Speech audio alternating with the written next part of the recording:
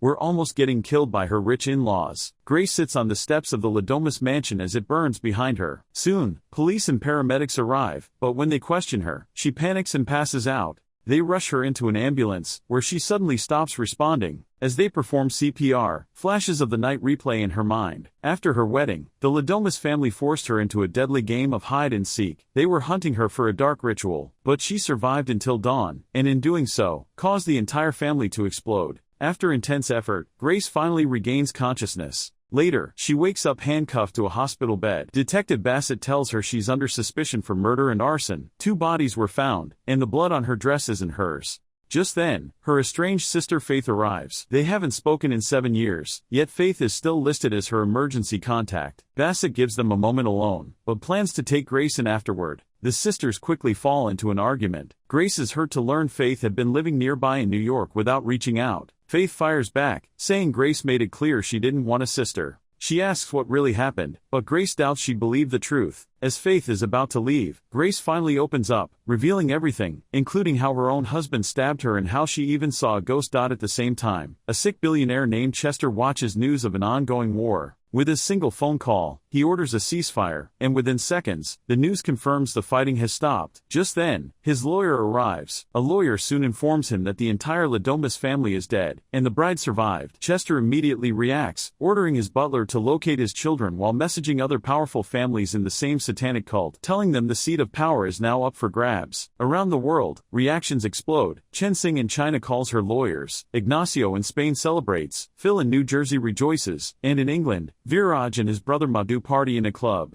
Shortly after, Chester's twins, Ursula and Titus, arrive. They believe the power should pass directly to them, but Chester reminds them that it goes against the rules. When Titus pleads, Chester slaps him and demands strength. Showing them the master ring, he insists it must stay in their bloodline and urges them to win the power back. After Ursula promises they will, Chester coldly hands them a pillow, signaling what must be done. The twins then suffocate him together. Meanwhile, at the hospital, Detective Bassett is escorting a handcuffed Grace when Bill suddenly appears and kills Bassett by throwing a knife into his neck. He then attacks Grace, forcing her and Faith to run. They hide behind the reception desk, narrowly escaping him, then move through the halls trying to stay out of sight. Eventually, they return to Bassett's body so Grace can grab his gun. As they attempt to escape, Bill confronts them again. Grace tries to shoot, but Bill disarms and overpowers her, preparing to stab her, until he suddenly explodes. While Faith panics, Grace retrieves the handcuff keys, frees herself, and reclaims her blood-stained wedding dress from evidence. Just as they try to leave through the elevator, the lawyer appears and throws a gas grenade, knocking them out. He then reveals that Bill died because he broke the rules. He tried to kill Grace before the game officially began. Breaking the rules comes with deadly consequences. Meanwhile, the twins arrive at the family resort, where Ursula cancels a wedding by claiming there's a gas leak. The bride panics, and Titus rudely kicks everyone out. Soon, an announcement orders all guests to leave the resort. The twins run into their cousin Kit, who's excited about the long-awaited meeting. The council hasn't gathered since 1963. One by one, the members arrive: Ignacio with his son Felipe, Chen Xing with her lazy son, and Viraj with his brother Madhu and Madhu's wife. Finally, a helicopter brings Grace, Faith, and the lawyer. In the council room, Grace and Faith are tied up. The lawyer explains that he serves 6 powerful families who secretly control the world. Since Grace's in-laws died after she won the game, and another family was wiped out for cheating, only 4 families remain. The seat of power, symbolized by the master ring, is now vacant. Because Grace survived, she has triggered a rare clause that allows her to compete for that seat. When Grace is allowed to speak, she says she doesn't want any part of it, but the lawyer makes it clear she has no choice. The game will begin again, hide and seek. If any family head kills her, they win. If Grace survives until dawn, she wins again. When she refuses, they threaten to kill Faith, forcing her to agree. Tensions rise when Ignacio's daughter storms in, furious and demanding the engagement ring Grace once had. Grace reveals she threw it away before her husband died, which only makes things worse. Soon after, both sisters are sedated. The lawyer lays out the rules: only family heads can hunt, and they must sign a book in blood. The twins are both allowed to play. They can only use weapons from their ancestors' era and cannot kill each other. If a leader dies, the next in line can join. The game begins on a golf course, where Grace and Faith wake up handcuffed together.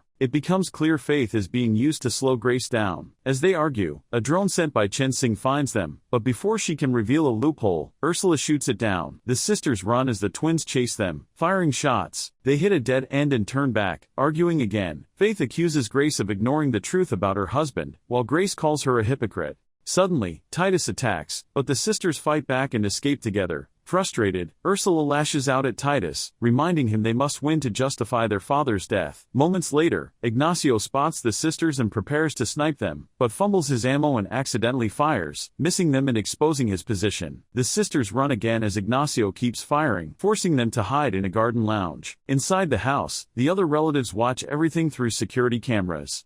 Kit tries to warn the twins about the sisters' location, but the lawyer stops him. Meanwhile, Faith opens a propane tank, filling the lounge with smoke so Ignacio can't see clearly. As they try to escape, they run straight into Viraj, who attacks them with a sword. They barely make it out before Ignacio accidentally shoots the tank, causing a huge explosion. Viraj is knocked unconscious, and Grace gets metal shards stuck in her arm. Still, the sisters keep moving while Ignacio panics, thinking he may have lost by killing Viraj, only to feel relieved when Viraj wakes up. After a long run, Grace and Faith sneak back inside through a rear door and stop to rest. Faith painfully removes the metal pieces from Grace's arm while keeping her distracted.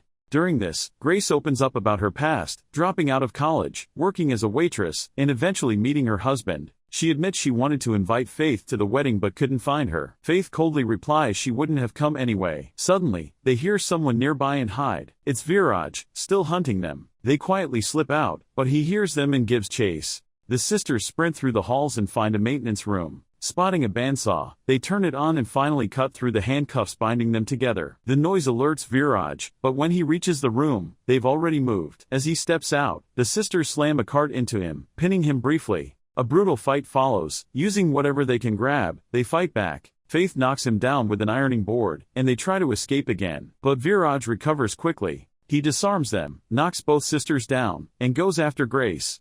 At the last second, Faith intervenes, knocking him onto an industrial washing machine tray. Grace turns it on, and together they force him inside. They shut the door and activate the cycle. Boiling water floods the machine, burning him alive. When the cycle ends, Viraj tries to crawl out, but collapses dead. Grace checks his jacket and takes his phone. Back in the council room, Madhu breaks down after realizing what's happened. The lawyer tells Madhu that with Viraj dead, he must join the game, or his family loses the cult's protection. Terrified, Madhu refuses to fight and instead transfers leadership to his wife, Martina. She panics and threatens him, but he signs the papers anyway. Now forced into the role, Martina has no choice but to sign the book and enter the hunt. At the same time, the sisters manage to call 911, but they don't realize Ursula is intercepting the call. Her family controls the phone network, and she set it up to track any outgoing calls. Pretending to help, she tells them police are on the way and instructs them to wait at the main gate. As Grace and Faith move through the building, they're stopped in the casino by Chen Xing, who initially threatens them with a sword, but then lowers it. She claims she doesn't want to fight and offers a deal. Her lawyer found a loophole. If Grace marries her son, Chen's family gets the seat of power, and Grace gets to live. Faith urges her to accept, but Grace hesitates and asks what that life would mean. Chen Xing admits it would make Grace part of the cult, forcing her to take part in rituals, including killing innocent people. That's enough for Grace to refuse. Right then, Ignacio bursts in and starts shooting.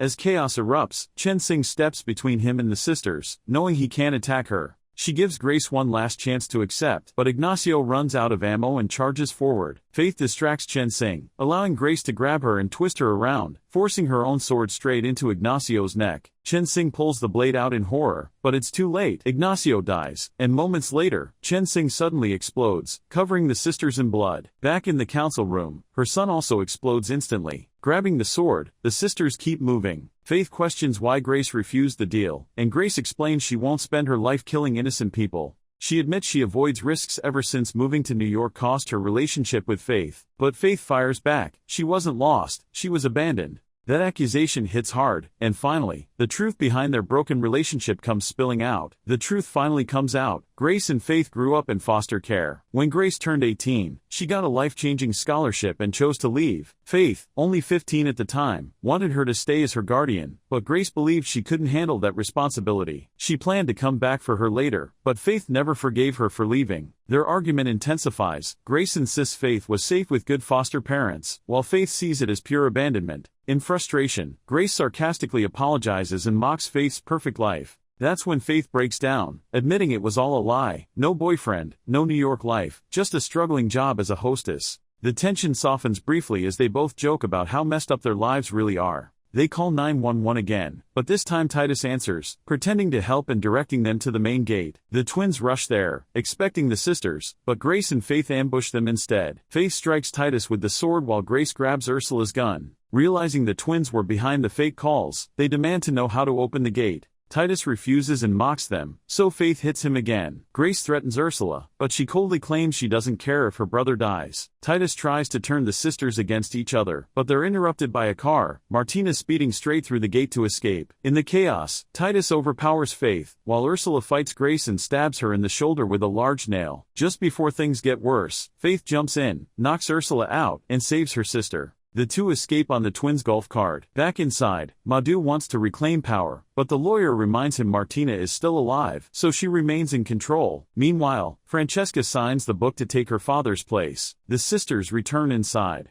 Grace painfully pulls the nail from her shoulder while Faith searches abandoned bags, finding pepper spray and medicine. Another argument breaks out. Faith again accuses Grace of abandoning her, and this time Grace bluntly says she was right to leave. Hurt, Faith walks away, leaving Grace alone. Overwhelmed, Grace takes medicine with wine and breaks down emotionally. When Grace decides to go after her, she's suddenly attacked by Francesca, who fires a rocket launcher, but uses it wrong, causing it to explode elsewhere. The fight turns chaotic as Grace uses pepper spray, blinding both of them. They swing wildly, missing most hits, until Grace regains her sight first. After a messy struggle, she finally overpowers Francesca by smashing a keyboard into her face. Elsewhere, Faith decides to go back for Grace, but is suddenly ambushed by Titus. He pins her down, demanding to know where Grace is. Faith lies, saying she's gone, but Titus doesn't believe her. He brutally attacks her, mocking her as nothing more than a burden who's only been slowing her sister down. Faith manages to hit Titus in the groin and runs, but he chases her down, throwing and beating her brutally. Just as he's about to kill her, Ursula steps in, reminding him Faith isn't part of the game, but Titus even hits her. Ursula calms him down by suggesting they use Faith as bait to lure Grace. At the gate, Grace searches for her sister when Titus speaks through the speakers. He's captured Faith and gives Grace 10 minutes to return or Faith dies. Before the call cuts, Faith tells Grace to run and not come back. Instead, Grace spots a gun in the guard hut, breaks in, and takes it. Back in the house, Francesca ambushes her, but Grace quickly kills her with 2 shots. Hearing this, Felipe signs the book and runs off. Grace keeps searching, finds Madhu, but he refuses to fight and flees. Then Grace storms into the council room, demanding Faith's location. Kip claims he doesn't know, but Felipe suddenly returns and opens fire, forcing Grace to escape into the kitchen, only to realize she's out of bullets. She hides inside a fridge, but Titus drags Faith there and smashes her face against the glass, threatening to kill her. Desperate, Grace offers to marry Titus, exploiting a loophole to end the game. The lawyer confirms it's valid, so Titus agrees. Grace comes out, hugs Faith, and they apologize to each other. Soon after, they're cleaned up and given new clothes. Ursula privately tells Grace she never wanted any of this, she was just following the rules, and admits she's afraid of her brother losing control. She even suggests teaming up to stop him. At that moment, they realize that Titus heard everything. He grabs Ursula by the neck and starts choking her, pointing out that there are no rules against killing your own family before breaking Ursula's neck to kill her. Moments later, Grace is taken to the basement, where several creepy cult members are waiting. The lawyer opens a hatch on the ground as he starts the ceremony and a goat is brought to be sacrificed. Both Titus and Grace drop some blood into a little bowl and the lawyer puts the mix in the quill to make them sign the book. After exchanging a few words, they're officially married and Titus kisses Grace. The lawyer announces that the high seat belongs to Titus, who takes the master ring. While everyone celebrates, Grace grabs the quill and stabs Titus in the neck. Then she stabs him several times in the chest. She takes the master ring while pointing out that it isn't against the rules to kill your own family. Faith kicks Titus down the hatch and he's impaled on a horn. Afterward, Grace puts on the master ring and makes everyone get on their knees. She uses her new power to remove herself from the organization, so the lawyer explains that the next leader will be whoever is wearing the ring by the dawn, which will happen in 3 minutes.